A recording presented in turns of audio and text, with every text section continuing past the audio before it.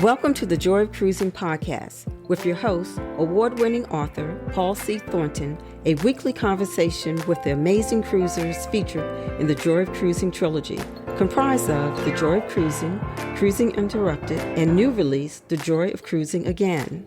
Each book is a compilation of features about cruisers and cruise and travel personalities from around the world.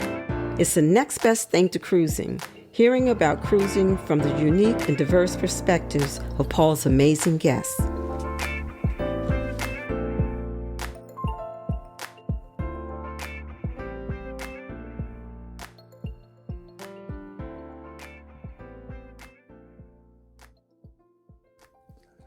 Hello, passionate cruisers. This is Paul, and I am delighted to welcome this week on the Joy of Cruising podcast, Jamie Robin, creator of Travel Blog Jamie, a blog and YouTube channel out of UK. Let me set the stage by pointing out the Wave Awards is the UK cruise industry's premier award. Included are award categories for cruise lines, cruise ships, travel agencies, and most pertinent to this Joy of Cruising podcast episode, favorite cruise blogger.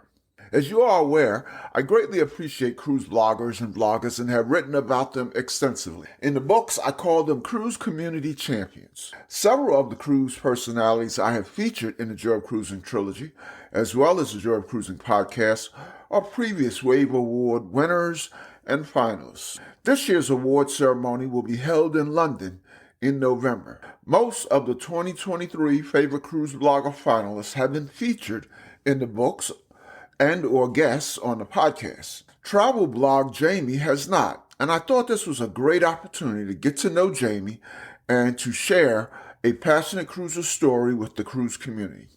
Jamie is an educator by training. He has degrees in Spanish and French and a master's degree in linguistics. Jamie has lived in both Spain and France and currently lives in London. He's been involved with teaching Spanish and French education and education leadership for 25 years. This is a special time for Jamie. Besides being a Wave Award finalist, he is about to embark on a new chapter. Jamie is giving up all leadership roles, reducing teaching significantly, and pursuing blogging as his primary career. Welcome, Jamie, to the Joy of Cruising podcast. Thank you. It's great to be here. Thanks for the invite. Good to meet you digitally. Anyway, how you doing? I'm great, thank you. A little bit jet lagged, maybe. We spent the best part of 5 weeks on US Eastern time. Now back in the UK, so the jet lag is real. But apart from that, I'm well, thank you. Well, I know you had a wonderful trip, or I suspect you had a wonderful trip because I followed along on Facebook and I saw a lot of great shots. But I'll ask you about that in a minute. Before we discuss specifically Travel Blog Jamie, tell our listeners about yourself. Where you're from, where do you live, what's your background, anything you would like to share. Okay, well, first of all, I suppose I should share my name because most people refer to me as Travel Blog Jamie, but my name is Jamie Robbins, middle name William. It's very important that you always share your middle name, people, if you have one. It's true. Otherwise, what's the point of having it? I was born in Plymouth, Devon, which is the southwest of England. So I grew up by the sea, lived there for 18 years. Unfortunately, I've lost, I think, much of my accent from those parts, so most people aren't sure where I'm from. I currently live in Basingstoke, which is all of 30 minutes from the cruise capital of the UK, that's Southampton, and about 40 minutes from London, so very conveniently located for travel for me. No coincidence, of course. And I suppose my background, well, I studied hard to be a teacher. I lived in France and Spain. I moved to and lived in and taught in London for 15 years, spent a few years on the South Coast, and now I'm here in what I call amazing Stoke. Basingstoke just doesn't cut it. It's the land of dreams for everyone who loves a bit of Disney or cruising. But yeah, we're planning to move to the coast again next year, so full circle. Okay, thank you. So take us back. Talk about your first cruise and what were your initial impressions. Okay, so my first cruise happened to be about 12 years ago. And it's a UK cruise line. It was on P&O's Oceania, mid-sized ship. At that time, I didn't know what to expect. I think I was actually terrified of inside cabins. I'd seen pictures of them. So I insisted that we actually do a ship tour on that very ship prior to me boarding just to see what it was like. And I went into the inside, one of the inside cabins they happened to have open. I'm like, okay, I can't do that. We're going to be sailing on the North Sea over Christmas to Denmark, Norway, Belgium. I'm not doing it. So we upgraded to an ocean view, mainly because of my preconceptions and my concerns. But when I got on board for the actual cruise, I mean, wow. The thing I remember first, strangely enough, is a lot of hot mulled wine on board for the Christmas period and how there were people swimming outside out on deck, and it was December in the UK, and I'd never seen that. And I thought, well, I want to do both, and I want to do a lot of both of those things. Um, so I realized very quickly I can actually drink hot mulled wine in December outside in a hot tub in the winter. Serious life goals. So I suspect from what you're saying that you're one of those, I call it 9 out of 10. You're one of those 9 out of 10 first time cruisers who got hooked on your first cruise. Oh gosh, I was hooked within minutes of getting on board. It's just everything.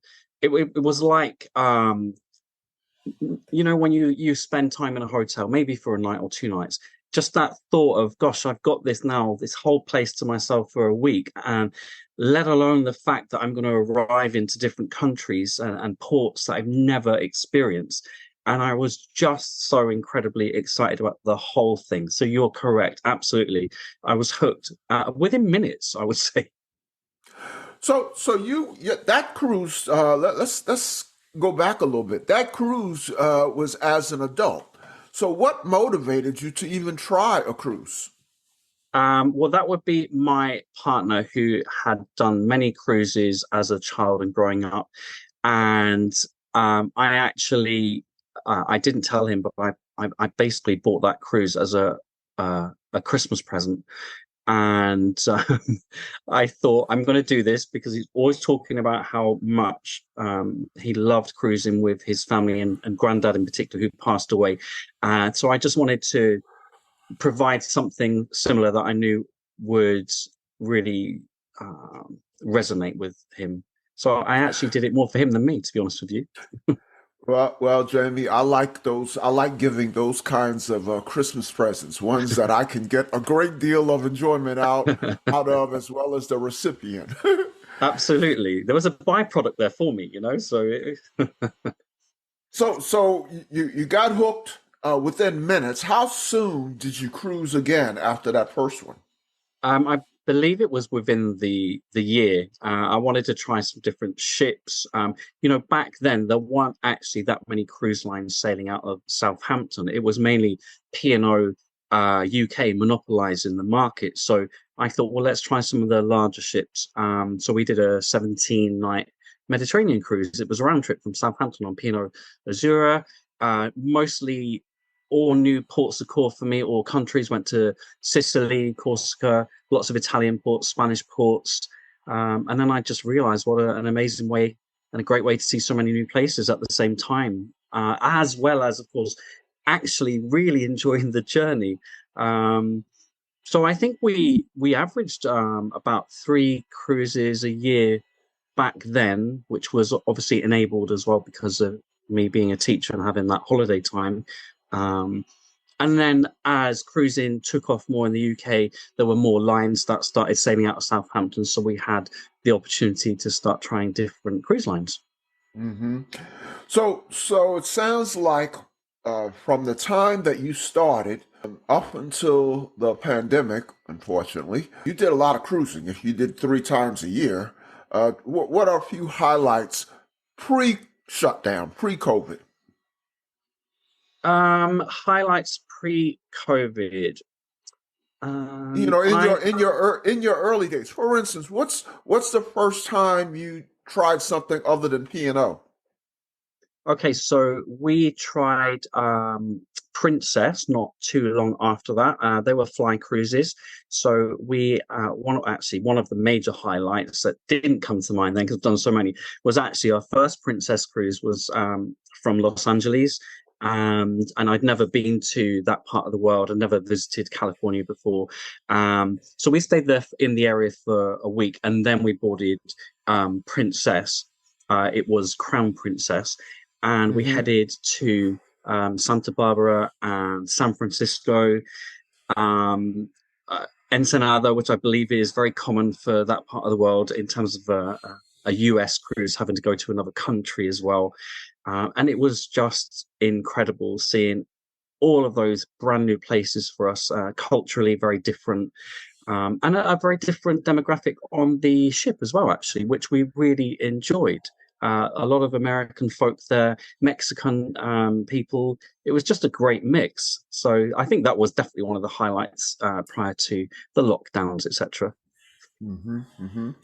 So uh, let's talk about the lockdown. Normally, I don't like to spend too much time on that, but for you, you know, you made the best of a bad situation. I know you accomplished something wonderful during the shutdown. Talk about how you spent your time. Okay. Well, actually, we revisited Pina Oceana, my first ever ship, literally 2 weeks before um, the lockdowns began. So we were a little bit anxious on that ship, not knowing what was happening. But really pleased we got to do that one last time. And then 2 weeks later, COVID. I mean, it reared its head. Lockdowns begin. So no specific or actual real cruise content, of course, during that time on any of my platforms, apart from, I guess, like many people, reminiscing and just looking forward, really, and hoping.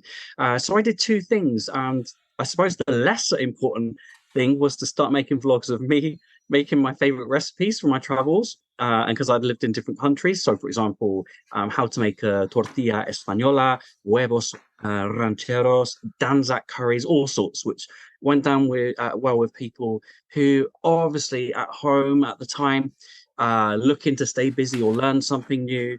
But I suppose the most important thing I did was to create a different YouTube channel called the Spanish Channel.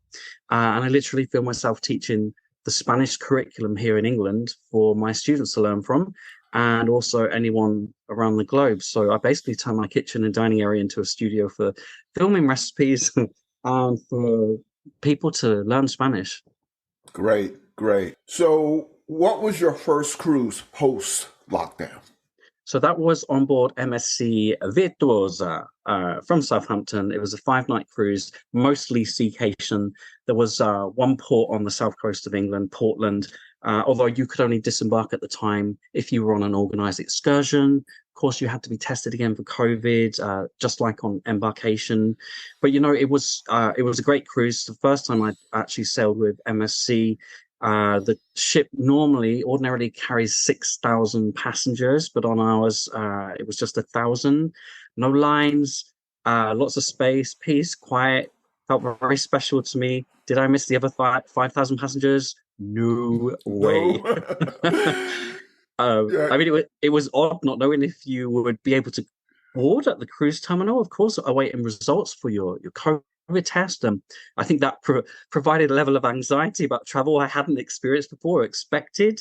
Didn't mind having to wear a mask on board, but a total killjoy for all those lovely cruise photos. And I actually tested positive for COVID over Christmas 2022, and I couldn't sail on the cruise we had booked for New Year. So I then understood what it felt like to have that taken away from you. But hopefully that's all just a once in a lifetime event for all of us. Yeah, I've written a few cruise books, and then I have, of course, the podcast, and a lot of the creators and bloggers and vloggers and cruise personalities that I have featured in the books and on the podcast come from UK. Probably a third are based in UK. And so a lot of the people that I know were on those first couple of MSC cruises from Southampton. Did you see many folks that you knew? I did come across some bloggers and vloggers on that MSC cruise. It was the second cruise to leave actually after the lockdowns. So it was great to get to know some new people. And actually, one of them, she's called Gloucestershire, Victoria from Gloucestershire. We became friends from those encounters, spent time together that week, had dinner together, experienced the yacht club together. Lots of firsts for us. So that was fantastic. And then on subsequent Seacation cruises, yeah, I got to meet other vloggers as well. And also in the UK, I'm quite well known for cruising and vlogging, so I tend to meet quite a lot of people who have seen me from the internet. And now I insist that they appear in the vlogs as well, even if it's just a hello, or and it's really nice to ask them actually, what if this is your first experience or however many cruises you've done, how are you finding it, what's working well for you. It's lovely to have other people provide that those recommendations to the public, not just me. Yeah, I saw Paul and Carol on one of your videos, and they've been in the books, and they were on the podcast not too long ago. So, seemed like a lot of fun. I mean, every time I've told them, when I look at them at their various pictures online, I just smile because they just exude fun. So I did see them on one of your blogs. Tell us about. Oh, you know what I want to know. So I had a question about Virtuoso, because you mentioned the yacht club. Did you stay in the yacht club, or you just happened to tour it? Well, I was very lucky because I was posting pictures on various platforms of the experience. I hadn't booked Yacht Club, and it just so happens that one of the social media team was keeping an eye on my pictures, as they sometimes do, and they want to make sure everything's okay. And they asked me to spend a day in Yacht Club and post some pictures from there and review it for them. So that was gifted. So I just had a day there actually. Oh, Although okay. a fabulous day. Although on my MSC cruise on Virtuosa coming up in September, later next month, I am booked into the Yacht Club for the duration, which I'm looking forward to. Okay. Okay. Yeah, we are taking our first MSC cruise for Christmas. We're going on Meraviglia, and not staying in the yacht club. I'm taking my extended family for Christmas. Amazing. Couldn't afford the yacht club, and when I read reviews, they're mixed as far as the rest of the ship, but the yacht club reviews are stellar. So I kind of will miss that, but. They get We'll make the reviews. best of it. Yeah. Maybe someone from MSC will be listening to this and think, actually, let's get Paul in there for a day to see what he thinks. There you go. Say it one more time. I just think it would be great to gift Paul a day in the Yacht Club, which he can then feature on his podcast. That's what I think.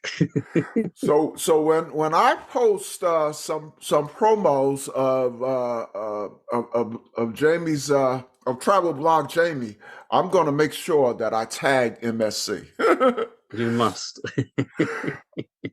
So talk about. So you went on MSC Virtuoso a couple of times, and I know that Southampton had just a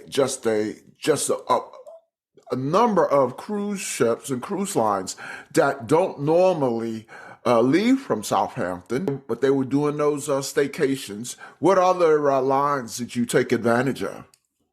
Oh, blimey, I took advantage of everyone.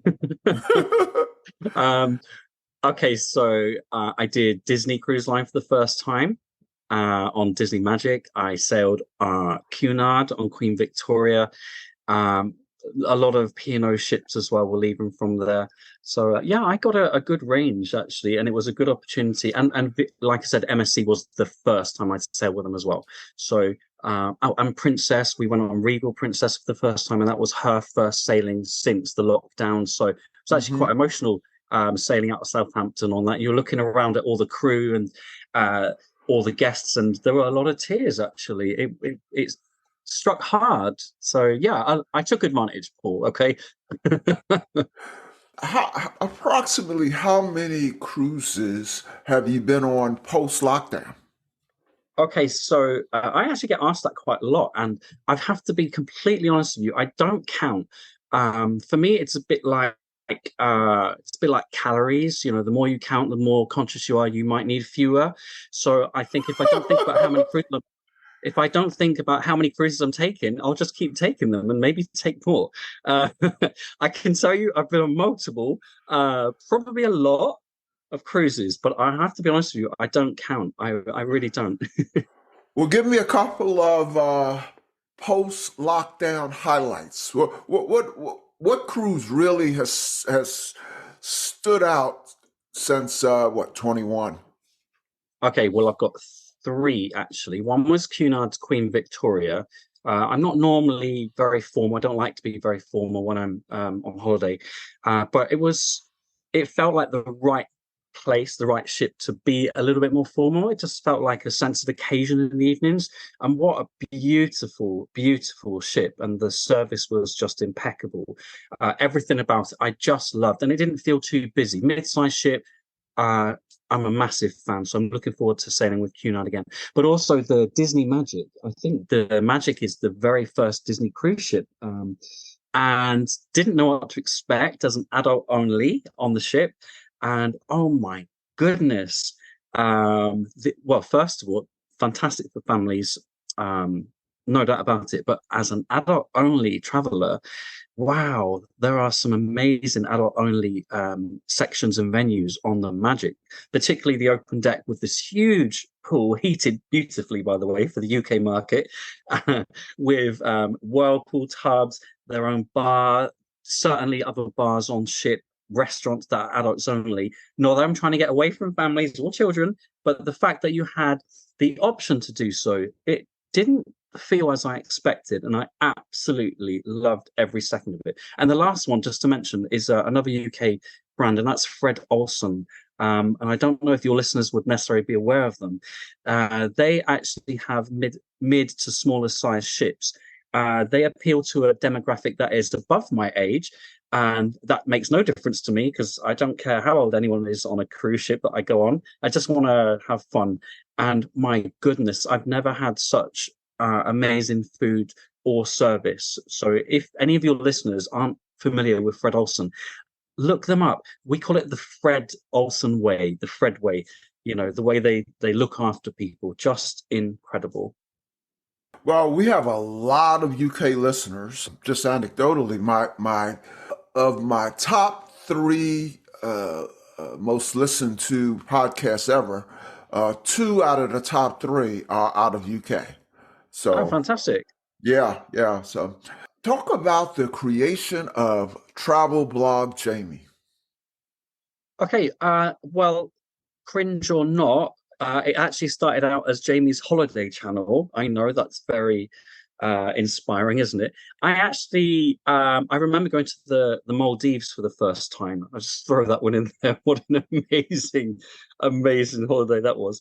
I've And seen some amazing photos. it's just superb. Oh, the snorkeling there as well. It's the best I've ever done anywhere in the world.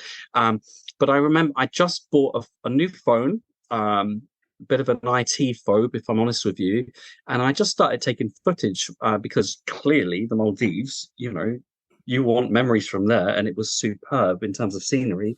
So I just started taking footage. I didn't know how to edit it together, so I was really careful about what I was filming. And then I just thought, well, I don't know what I'm going to do with this footage. So I just put it on YouTube. I started an account.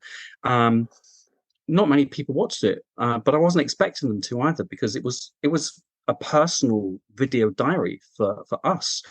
And then I did my P&O Oceania tour that I mentioned at the beginning when I wanted to see what it was like and whether that cabin would suit me.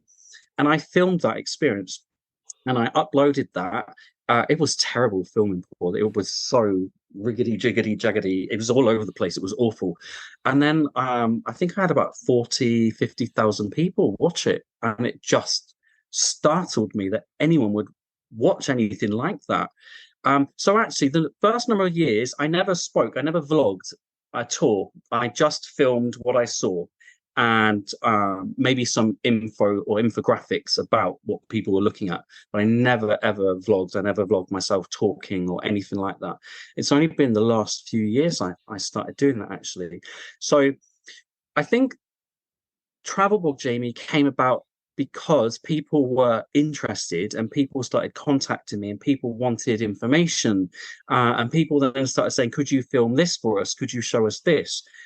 So it just evolved very, very naturally from somebody who just wanted to store their video footage somewhere to somebody who's now providing for people who ask for specific things. Aside from that, though, I think if you've seen any of my recent vlogs, it's more about, I'm on vacation, this is what I'm doing, this is what I'm seeing, this is what I'm experiencing, good and bad, and with as much information for people watching as possible. So the last year in particular, things have really started to bloom, and in particular the last few months, yeah.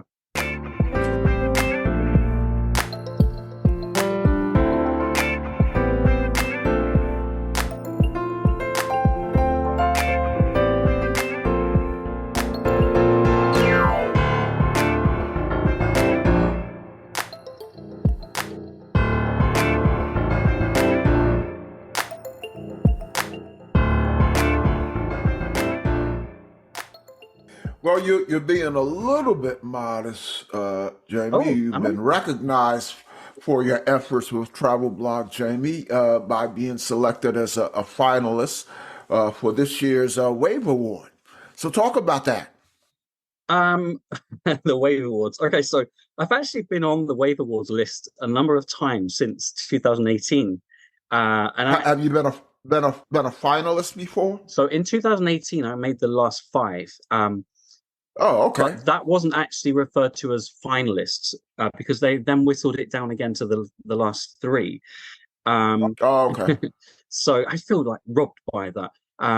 So I said, no, I haven't been in the last five again since 2018, which I found really, I mean, it was amazing that happened back then, by the way.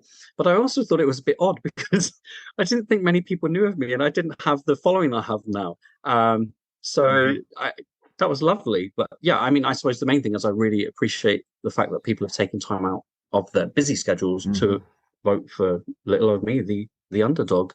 And I love being the underdog. I absolutely love that because it means there are zero expectations or pressure on me at all. So I can go along to There you go. I can go along to the ceremony, which I did last year. I was invited by Fred Olsen as one of their guests, and I can just enjoy myself without worrying about a single thing.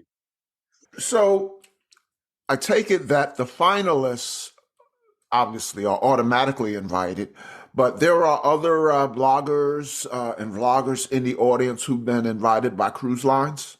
Okay, so if I take the example of last year with me, I was invited by a cruise company, Fred Olsen, who I had done some work with as well, to be on their table and to vlog the event. That's great for them as well. I have to be honest with you, apart from one of the finalists, none of the other finalists were there. And gosh, I don't know if I should be saying this. I'm going to say it anyway, because I always say the truth. You have to, as a finalist, you still have to pay for your ticket, which is around £300 up, depending on where you sit and how much champagne you order. So you don't get, whilst you're invited to pay for your place there. Okay. And there was only one finalist last year who went, which happened to be the winner as well. None of the others actually went. Don't know why, but if I were them, it might be to do with the cost, perhaps. It's a lot of money. Yeah, cruise money was there. Yeah, absolutely. She was on the table next to me. Yeah. She was on the podcast a few weeks ago. Yeah, so I can't speak for her, but from my perspective, I was invited along, so it was a gifted place, which was very kind of them. Although I had all sorts of issues getting home after and got the wrong train, Didn't realize I was staying in a hotel. Went home, thought, oh my gosh, I need to now get a cab back to the hotel because I've got everything there. I've got to go to work tomorrow. I made a Wow. mess of it, to be honest with you, but it was a fantastic evening. I had great fun. And you probably had a couple of champagne Well, they just toasts. keep pouring it. I mean, you're just holding your glass. You're not looking. You're having a chat, and suddenly it's full again. So it would be rude not to. Tell us about receiving the notice that you made the shortlist.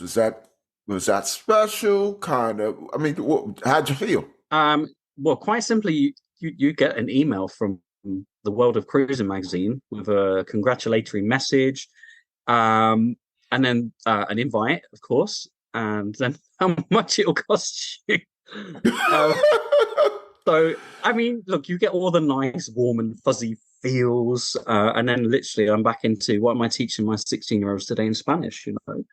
Uh, hmm it's a nice So so uh, thing. so so I'm going to put you on the spot, Jamie. Are you going to go I this haven't year? I haven't actually decided yet, if I'm honest with you. It Okay. happens to be That that's on my that, that, day off, which is fantastic, but then I'm working the next morning. And because I made such a mess of it last time, I was in a foul mood at work the next day. I think my students thought something had really happened to me.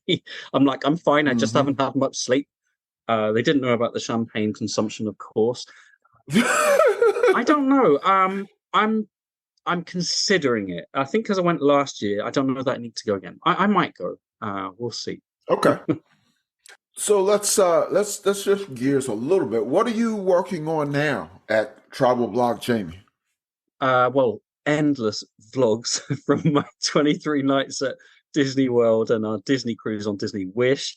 I did my first ever public live last night on YouTube, which was a lot of fun.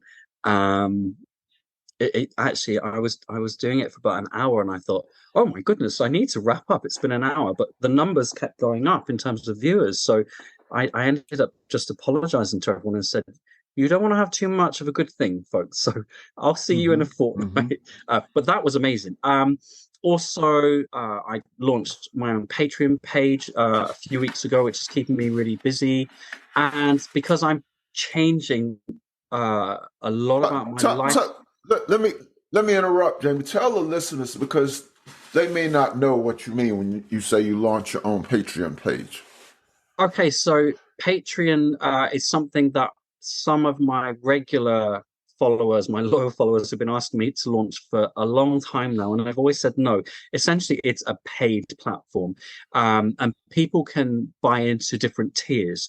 So on my platform, for example, a tier one, which I call self-catering, there's nothing wrong with self-catering, by the way, but tier one is the cheapest tier, and it gives people access to exclusive images, video clips, and so on that I post on the actual Patreon platform. And then as the tiers progress, people get more. So if you're a tier two member of mine, you also I make behind the scenes vlogs now every fortnight, and it's only for my patrons. And then as you progress, we have VIP Zoom calls. I call it chill and chat, and we sit there with some drinks and some nibbles, and we have a lovely chat about cruising. Everyone gets involved. Postcards go out to people. It's a paid platform, and I never wanted to do it because I thought that wasn't a direction I wanted to take. And my followers made me reconsider because it's what they asked for and what they wanted. So that's what I'm doing. Okay, okay. Well, thank you for providing that insight. So let's talk a little bit about. So you told me what you're working on at the site. Tell the listeners how they can keep up with Travel Blog Jamie on the internet and social media. Okay, well, I'm literally everywhere, I'm afraid, nearly everywhere. I'm on X, as in the newly branded Twitter, Instagram, Threads, Patreon, YouTube, and it's always the same travel blog, Jamie. Facebook, I've got a lot of people over there who like to have a nose at my pictures, and that's Jamie W. Robbins. The W for William, I told you, you've got to have the middle name. If you've got one, share it. I run cruise groups on Facebook with the help of some amazing friends of mine as well. So for UK residents, they'll be aware of P&O Cruises. We have the UK fan page, etc. Okay. I'm not everywhere. I'm not on TikTok. I'm way too old and tired for TikTok. But everywhere else, I'm there. That's my response for TikTok. It's true. Uh, so we've got some great ships coming out in 23 and 24. What are you most anxious to try? The ship I'm most anxious to try would be Cunard's Queen Anne, which is again a mid-sized ship, much like the rest of the fleet, but it just looks a notch above the rest, and I love the rest. It just looks a little bit more contemporary, modern, but still with the traditional Cunard twist on it. So I think that's going to be very, very interesting. So we have booked onto Queen Anne. It's not until next summer. That's probably the one I'm really looking forward to. Maybe not the one people were expecting me to say either. What do you think they were expecting you to say? Something bigger, more facilities, slides, rope courses. Okay. And any particular ship in mind? I think people maybe expect me to say one of the new Norwegian cruise line ships, maybe the new Princess ships as well, Sun and Star. Um, but no, I'm going trad, as we say over here, bit traditional. There you go. There you go. What's on your bucket list? My bucket list. You- I've ticked off some, but next year I'm going to be sailing to Iceland, Greenland, Alaska. So those are going to be super special. Wow. I think they're bucket list worthy. Do you know what? Absolutely bucket list worthy. I did check off Alaska this year. Oh, brilliant. So am I going to love Alaska? Oh, I cannot wait to go back to Alaska. As a matter of fact, this is how powerful the draw of Alaska is for me. On the cruise that I went on, it was a really, really special cruise, a bucket list cruise, because I got to check off Hawaii and Alaska amazing. in one cruise. 16 days, 60 days from Hawaii up to Alaska. I probably gained 6 pounds. And when I tell people about that cruise, yeah, I would go back to Hawaii, but on a land trip. Yeah. But I definitely am going back to Alaska on a cruise sometime in the next couple of years. I mean, it was just and I found out on the flight home, way too late, I found out that my wife is amenable to taking a helicopter tour, which is something that, I had in the back of my mind, but I didn't want to bring it up. First of all, it costs like, a mortgage to take. But, when she tells me that she's interested in that, then I'm interested You're there. in that. So, yeah, we'll get back. Yep. But, yeah. Well, before we let you go, Jamie, a couple of light cruise questions, I hope fun cruise questions, and then perhaps a fun oddball question that doesn't particularly relate to cruising. Okay. So the first one's pretty easy. I'm always looking for ideas. What's your favorite cruise drink and cruise food? Okay, favorite cruise drink. I've got 3. Sunset Cooler, which is white wine, peach liqueur, and cranberry with loads of ice. Very refreshing. Ooh, sounds good. It's great. I mean, I'm a bit boring actually. I like classic espresso martinis, porn star martinis, so I'm sorry. But try Sunset Cooler. They are amazing. Food-wise, I am a massive Southern Indian cuisine fan. And as far as I'm concerned, spicier the better. There you go. What's your most memorable or funniest, or even most embarrassing cruise or port experience? That's actually an easy one. It's etched in my memory. I woke up on my alarm to watch the sail into San Francisco. I ran out onto my balcony. There's the Golden Gate Bridge coming up. I start crying my eyes out. I cry at everything these days.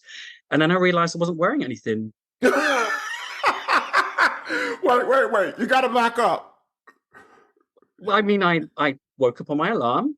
I was really worried that I was going to miss the sailing to San Fran. I ran out onto the balcony. I cried because there we are coming in to the bay, and I didn't realize I wasn't wearing anything. That's a great, funniest, most embarrassing, and memorable all in one. Disturbing as well. The oddball question: you have a large following, and welcome to the many Jamie travel blog Jamie fans listening. Share one thing that my listeners and your followers don't know about Jamie. Okay, I live on social media, so people know everything about me. But if you feed me fish or seafood, I will projectile vomit everywhere. So don't do that. Wow, that was emphatic. You will not be served that by anyone listening. Thank you. Jamie, thank you for coming on the Joy of Cruising podcast, and all the best to Travel Blog Jamie. You know, I have vowed on social media to invite the 2023 Wave Award winner back on the Joy of Cruising podcast as soon as announced in November. So I look forward to seeing you again real soon. Yeah, underdog all the way. Thank you for inviting me. I really enjoyed it, actually. It's been great to meet you. Some great questions, and all the best to you as well. Take good care of yourself. Yeah, it's been great to meet you. I thought I knew all of the movers and shakers in UK, but you've allowed me to enlarge my circle of friends. So I'm glad that we got together, and I'm sure that whether you win or not, I look forward to having you back on the Joy of Cruising podcast. It's all about the journey, isn't it? There you go. All right, Jamie, you take care, and as they say, I will see you on the ocean. I will indeed. Take care, everybody. All right, bye-bye. Bye. The Joy of Cruising and Cruising Interrupted, each $16.99 plus shipping, and new release, The Joy of Cruising Again for $18.99, can be ordered at the link on thejoyofcruisingpodcast.com.